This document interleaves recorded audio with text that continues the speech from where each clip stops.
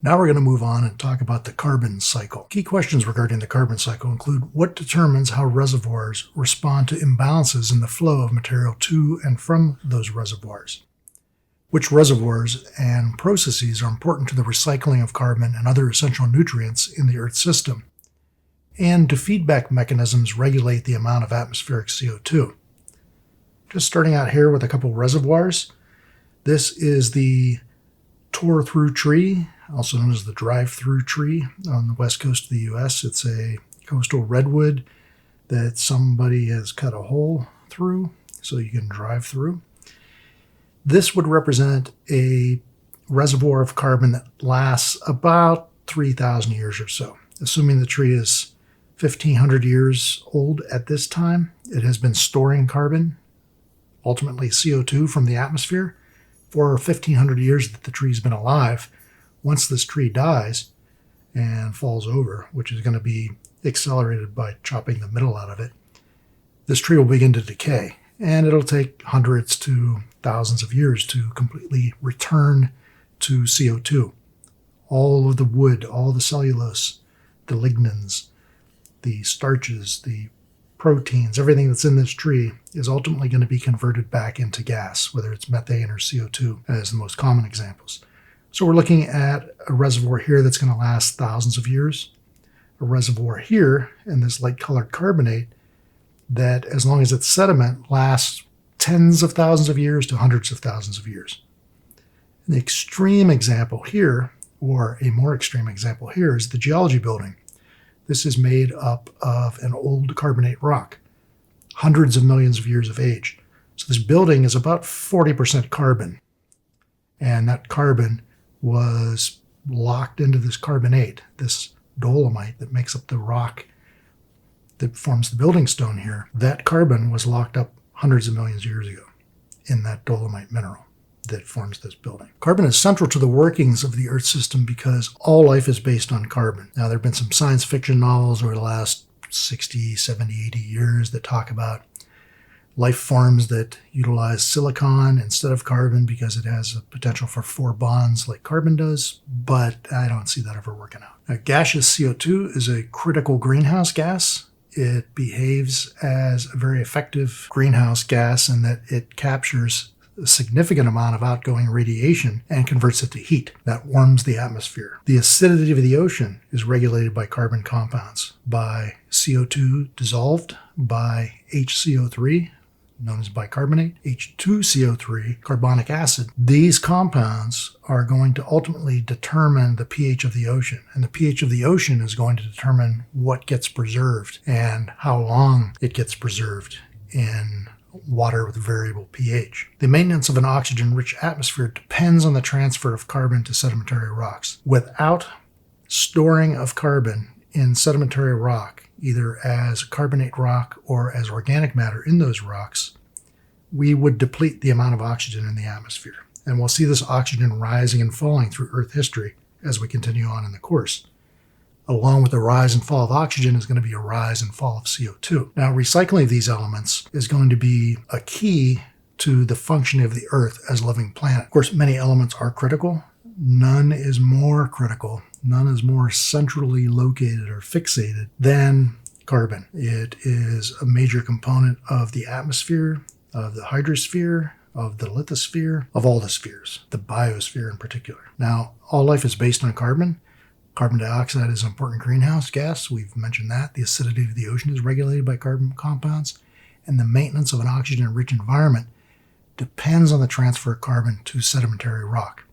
Principally limestone, but after a period of time, usually 100 million years or so, that limestone has pretty much been converted into dolomite. The carbon cycle involves a hierarchy of subcycles that operate on different timescales, ranging from decades, the replenishment of CO2 in the atmosphere, to hundreds of millions of years for the recycling of carbon through sedimentary rock and the exchange of carbon within the Earth's interior, the movement of carbon from the atmosphere to the lithosphere to the mantle, and then it's mixing, it's blending, it's grinding up in the mantle to ultimately work its way back to the surface after some unknown period of time.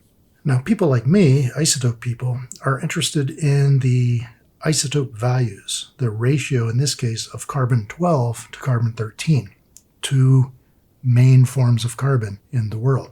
These are natural, they're stable isotopes, they're not radioactive, so they don't decay. What was formed at the beginning of time, at least the beginning of our solar system, is still there. All of the carbon that makes up our bodies has been around for a long time.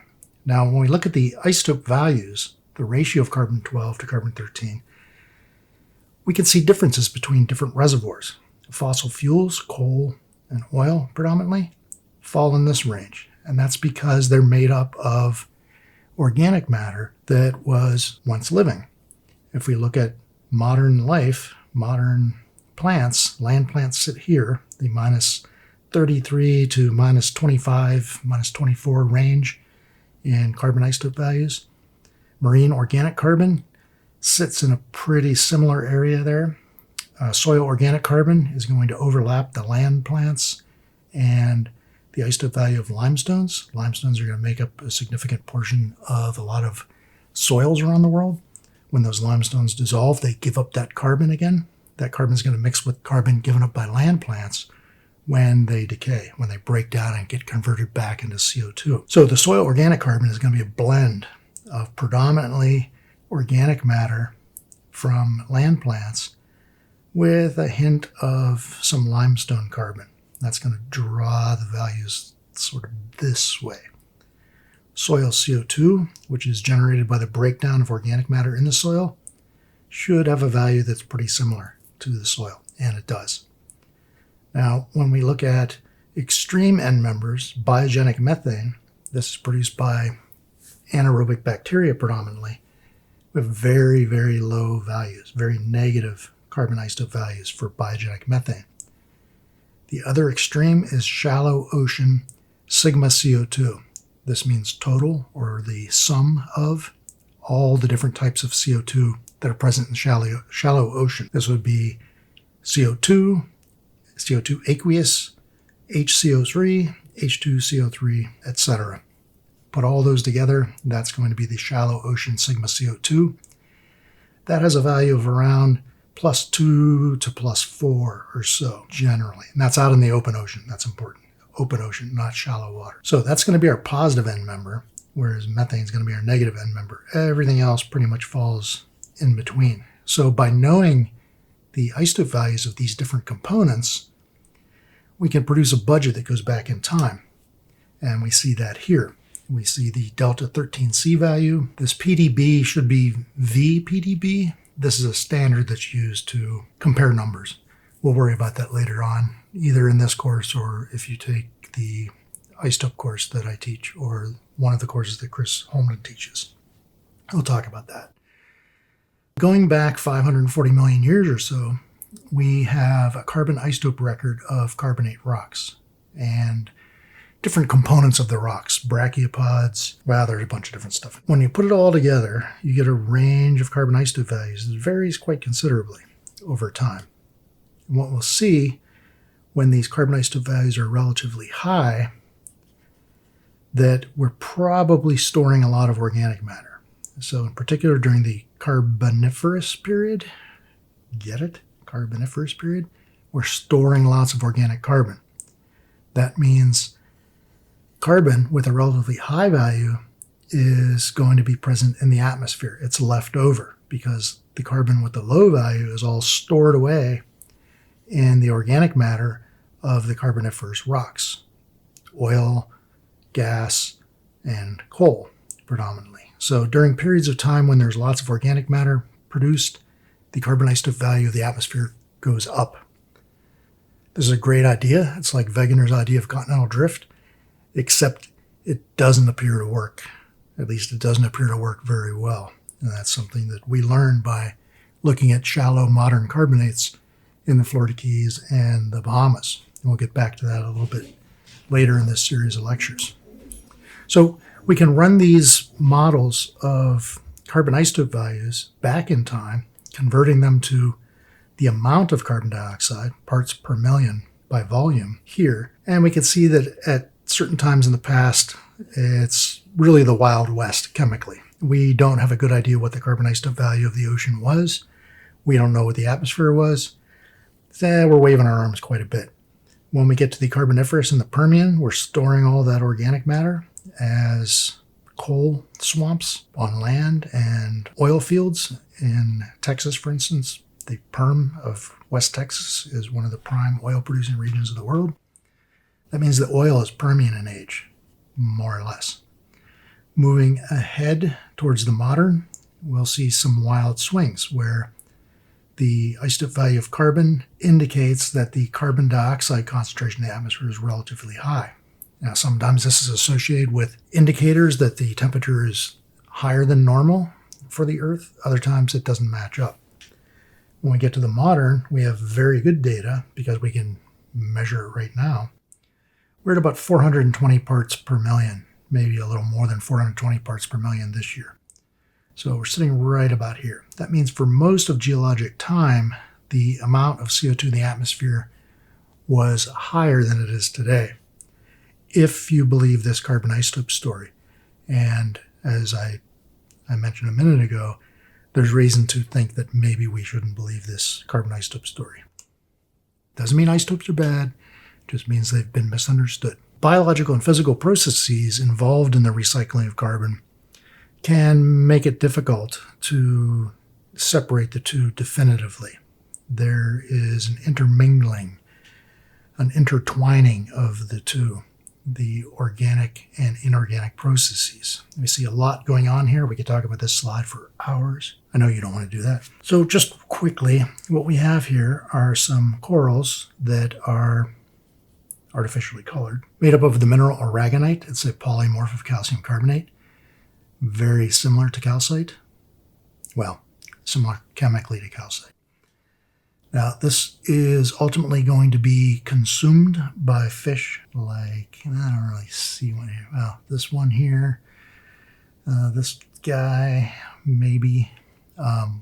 They chew up this stuff and they poop out the carbonate grains of sand that are generated by chewing this. So we start out with a carbonate mineral here with little bits of organic matter spread throughout. There are algae that live inside these corals called zooxanthellae that these fish are after. That's the juicy, tasty organic stuff in here. So they're actually eating, more or less eating rocks to get at that organic matter. And again, they use that organic matter, poop out the sand, and that ultimately can become a limestone. Other fish like these, butterfly fish, these are herbivores. They're going to pick little bits of algae off of these corals. They're kind of like cleaners of the reef. And then we have wrasses and clownfish and all the other denizens of the deep are represented here. So we have carbonate minerals being produced. We have carbonate minerals that are dissolving once their surface area is increased. We have organic matter that's being produced, organic matter that's being deposited. That organic matter and the carbonate rocks are composed largely of carbon. So they're created more or less together, they're buried more or less together, and preserved as rock together. And once they go into the rock phase, they can remain rock for hundreds of millions of years, if not billions of years. So there's a wide range of possibilities for the future of the minerals that you see and the organic matter you see in this image. So we're going to start out as a CO2 molecule in the atmosphere. This CO2 molecule is not related to any organic activity. It's not part of any organic molecule. It's inorganic carbon combined with 2 oxygens. That's all there is to it. Now, it can spend decades circling the Earth or maybe absorbed right away. If you have a plant in your house or apartment, it's taking CO2 in right now. And it's going to convert that CO2 into some organic matter, usually glucose first, that it can use for energy storage and for making other more complex molecules that are important to that plant. Inorganic carbon is carbon and CO2. It's not going to be associated with compounds formed by living organisms. It's a simple molecule. It does not contain carbon-carbon or carbon-hydrogen bonds, usually the hallmark of organic matter. Organic carbon, on the other hand, is generally fixed during photosynthesis within a tree leaf or any kind of leaf. The oxygen atoms are removed from the carbon and hydrogen, nitrogen, and other carbon atoms become fixed to that carbon atom. Now we've passed through the stomate of a leaf. The oxygens are going to be stripped and kicked out. That is a waste product to the plant. So the oxygen we breathe is waste given off by photosynthetic organisms. Now the carbon that's locked in this leaf is known as organic carbon. Now here we have a cross-section from one of my isotope classes. What you want to get out of this is the leaf surface. This is what you would see looking down on a leaf. If you flip that leaf over, you'll see little holes in the bottom of the leaf. These are little entrance ways for gases and exits for gases as well. So these guard cells will expand and contract. When they expand, they close the stomate. When they contract, the stomate opens and gas can move back and forth. The net result is we start out with a carbon dioxide isotope value in the atmosphere of around minus 8.1 or so today. Now, when this carbon dioxide streams into the leaf through these openings here, there's another effect. There's another fractionation. So the diffusion effect reduces the carbon isotope value. It goes down because carbon-12 can wiggle through here more easily than carbon-13. Not because it's smaller, but because it vibrates at a higher frequency. So it vibrates its way into the leaf here. So that's going to make the carbon inside here lower in carbon isotope value. It's gone from minus 8.1 out here. We subtract minus 4.4, so minus 8.5, minus 12.5 is going to be the intercellular carbon dioxide value here. Now when we fix it in the process of photosynthesis, we further reduce that isotope value. So there's going to be another effect. The net result is C3 plants, like the elm trees we see around here in Saskatoon, are going to have carbon isotope values that range from around minus, we'll say 28 to minus 35 or so. Fairly low carbon isotope values. Not the lowest, but fairly low. So that would be the same for, or pretty similar for any C3 plant. And those are the most common types of plants, the C3 plants. Now here we have a C4 plant. Common examples of C4 plants would be crabgrass.